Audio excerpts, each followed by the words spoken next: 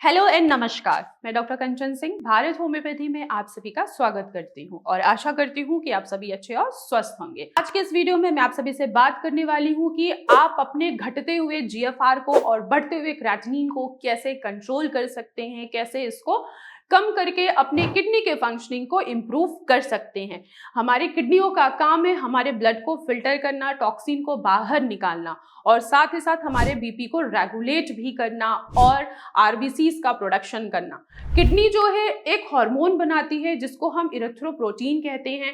जब किडनी की फंक्शन अच्छी नहीं होती है किसी भी रीजन के वजह से, जैसे कि बीपी हो गया, शुगर हो गया, या आपको किडनी में गांठ हो गई है, या आपको रिकरेंट यूटीआई हो रहा है, बार बार किडनी में स्टोन बन रहा है और बार बार आप उसकी सर्जरी करा रहे हैं, तो ये बहुत सारे फैक्टर्स होते हैं आपकी किडनी को डैमेज करने के लिए। जब किडनी अपने फंक्शन को खो देती है तो क्या करती है कि वो आपके वेस्ट मटेरियल को भी फिल्टर नहीं कर पा रही है, खून को भी नहीं बना पा रही है, साथ ही साथ आपके फास्फोरस को, पोटेशियम को भी क्या कर रही है, वो बढ़ा रही है। तो क्रेटिनिन जो है वो आपका बढ़ रहा है, जीएफआर आपका कम हो रहा है क्योंकि किडनी की फंक्शनिंग क्या है, डिस्टर्ब हुई है। तो हम ऐसा क्या खाएं, ऐसा क्या करें जो हम अपने किडनी के फंक्शन को इम्प्रूव कर सकते हैं। हमेशा ध्यान रखिए, नोटिस करिए, कोशिश करिए ये जानने की आखिर आपकी किडनी किस रीजन के वजह से खराब हुई है। अगर आपकी किडनी शुगर और बीपी के वजह से खराब है तो आप तीनों टाइम अपने बीपी को चेक कीजिए, अपने शुगर को चेक कीजिए।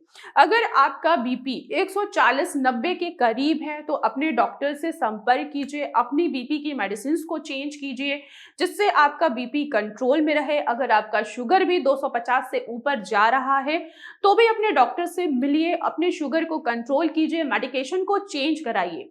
साथ ही साथ आप मेडिटेशन जरूर कीजिए। मेडिटेशन जो है वो आपके बीपी को और आपके शुगर को कंट्रोल भी करता है। साथ ही साथ नमक और चीनी की मात्रा को बिल्कुल कम कर दीजिए, क्योंकि जब आप नमक ज्यादा लेते हैं तो इससे क्या होगा, ऑलरेडी आपकी किडनी की फंक्शन डिस्टर्ब है, बीपी आपका बढ़ेगा।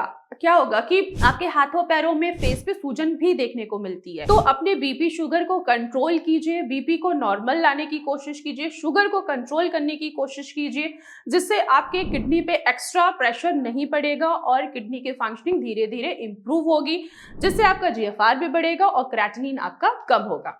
दूसरा आपको पॉइंट हमेशा ध्यान रखना है डाइट। डाइट जो है हर किडनी पेशेंट के लिए बहुत ही ज्यादा इंपॉर्टेंट होता है। मैं हमेशा डाइट के बारे में बात करती हूँ अपने ओपीडी में, जितने भी मेरे पेशेंट आते हैं मैं उनको हमेशा कहती हूँ मेडिसिन तो आप ले रहे हैं लेकिन आपके लिए डाइट जो है वो भी बहुत ही ज्यादा इंपॉर्टेंट होता है। अगर आप डाइट को इग्नोर करते हैं, सिर्फ दवाई खा रहे हैं और सब कुछ खा रहे हैं, तो आपकी किडनी की फंक्शन इंप्रूव होने के बजाय और भी ज्यादा वो खराब होगी। तो खाने में हमेशा ध्यान रखिए कि आपको दलिया लेना है, ओट्स लेना है, पोहा लेना है, आप सूजी का चीला ले सकते हैं, सूजी का इडली भी बना के ले सकते हैं। इनमें फाइबर बहुत अच्छा होता है जो आपके डाइजेशन को इम्प्रूव करता है, अच्छा बनाता है और किडनी पे ज्यादा ओवरलोड नहीं होने देता है।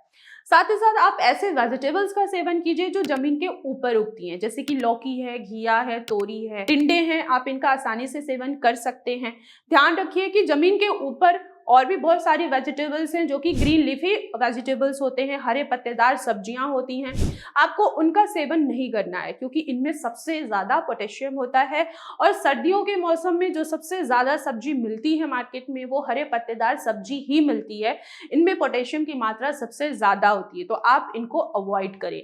और भी ध्यान रखने वाली बात यह है कि जमीन के अंदर जितनी भी सब्जियां होती हैं, जैसे कि आलू हो गया, शकरकंदी हो गई, आपको इनका सेवन नहीं करना है। गाजर मूली का आप सेवन कर सकते हैं लेकिन कम क्वांटिटी में, एज ए सैलेड के रूप में आपको गाजर मूली का सेवन नहीं करना है।